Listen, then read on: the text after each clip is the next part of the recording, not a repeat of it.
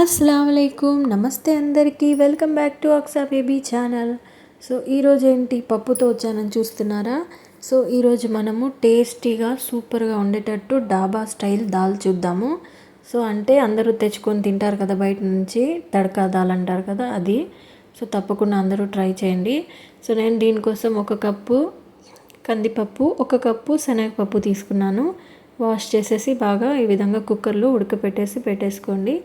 తర్వాత 1 cup onions, 1 cup టమాటాలు, 1 పచ్చిమిర్చి, కొంచెం కరివేపాకు, తరిగిన కొత్తిమీర. తర్వాత కొంచెం మసాలా దినుసులు, కొంచెం షాజీరా, 2 బిర్యానీ ఆకులు, 2 యాలకులు, 2 లవంగాలు, కొంచెం దాల్చిన చెక్క పక్కన పెట్టుకోండి. ఇప్పుడు స్టవ్ వెలిగించి కడాయి పెట్టేసుకొని 3 టేబుల్ స్పూన్స్ ఆయిల్ వేసుకోండి. తర్వాత ఈ మసాలా దినుసుల్ని వేసేసి కొంచెం సేపు బాగా ఫ్రై చేసేసుకోండి. ఇవి కొంచెం ఫ్రై అయ్యాక మనం కట్ చేసిన ఆనియన్స్ వేసేసి బాగా ఫ్రై చేసేసుకోవాలి. పచ్చిగా ఉండకూడదు, గోల్డ్ కలర్లోకి వచ్చేంత వరకు ఫ్రై చేయండి. తర్వాత ఇందులో కొంచెం ఇంగువ వేసేసుకోండి. ఇంగువ వేస్తేనే తడకా దాల్ అనేది సూపర్గా ఉంటుంది. సో టేస్ట్ అయితే మీరు ఇంకా జన్మలో మర్చిపోరనమాట, అంత బాగుంటుంది. తప్పకుండా అందరూ ట్రై చేయండి. సో మళ్ళీ చేసుకొని తింటారనమాట. తప్పకుండా ఒకసారి ట్రై చేసి చూడండి. తర్వాత ఆనియన్స్ కొంచెం ఫ్రై అయ్యాక అల్లం వెల్లుల్లి పేస్ట్ 1/2 స్పూన్ వేసి బాగా ఫ్రై చేసేసుకోండి. తర్వాత నేను తరిగిన 1 పచ్చిమిర్చి వేసాను. మీకు కారం ఎక్కువ తినాలనిపిస్తే 4 అయినా వేసుకోండి, మీ ఇష్టము. సో పచ్చిమిర్చి కొంచెం వేగాక కరివేపాకు వేసేసి ఫ్రై చేయండి. తర్వాత తరిగిన టమాటాలని వేసేసుకోండి.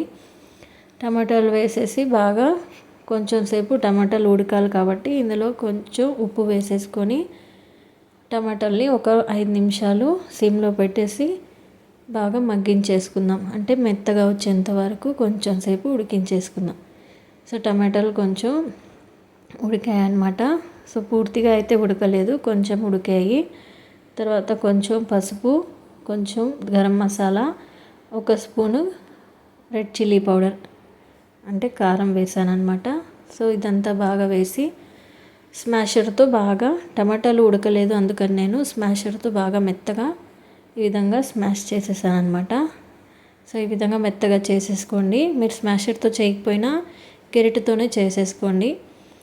సో స్మాషర్ ఉన్న వాళ్ళు స్మాషర్తో చేయండి. ఈ విధంగా మెత్తగా గుజ్జుగా వచ్చేంత వరకు బాగా ఫ్రై చేసేసుకోండి. తర్వాత మనము ఫస్ట్ ఉడికించి పెట్టుకున్న పప్పుని ఇందులోకి వేసేసుకోండి. సో పప్పు ఇందులోకి వేసి కొంచెం సేపు బాగా కలపండి. సో ఇది కొంచెం సేపు బాగా మనకు మసాలాలన్నీ పప్పుకి పట్టేంత వరకు కొంచెం సేపు ఉడికించుకుందాం.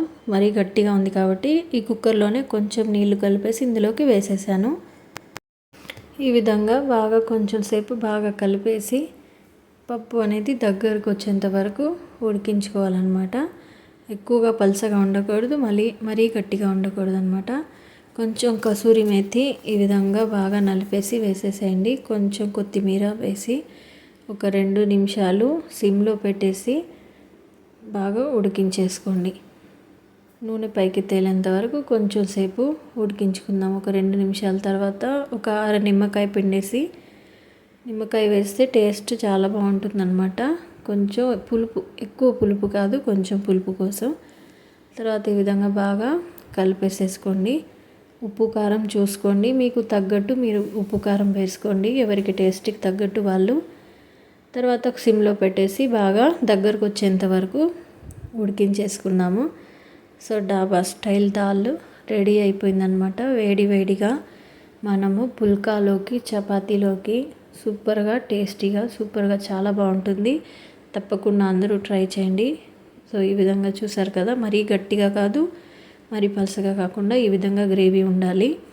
సో గార్నిష్ చేసేసి చివరిగా ఈ విధంగా రెడీ చేసుకోండి. వేడిగా డాబా స్టైల్ దాల్ రెడీ అయిపోయిందనమాట. తప్పకుండా అందరూ లైక్ చేయండి, షేర్ చేయండి. కామెంట్స్లో కుకింగ్ గురించి ఏదైనా డౌట్స్ ఉంటే తప్పకుండా అడగండి. సో చెప్పడానికైతే ఇంకా మళ్ళీ చేసుకొని తింటుంటారనమాట, అంత టేస్టీగా ఉంటుంది. సో ఈ విధంగా వేడి చపాతీ చేసేసుకొని నేనైతే చాలా టేస్టీగా చాలా బాగా తినేసాను అనమాట. సో చాలా బాగుంది. తప్పకుండా అందరూ ట్రై చేయండి. సో ఈ వీడియో నచ్చితే లైక్ చేయండి, షేర్ చేయండి. కామెంట్స్లో ఏదైనా డౌట్ ఉంటే తప్పకుండా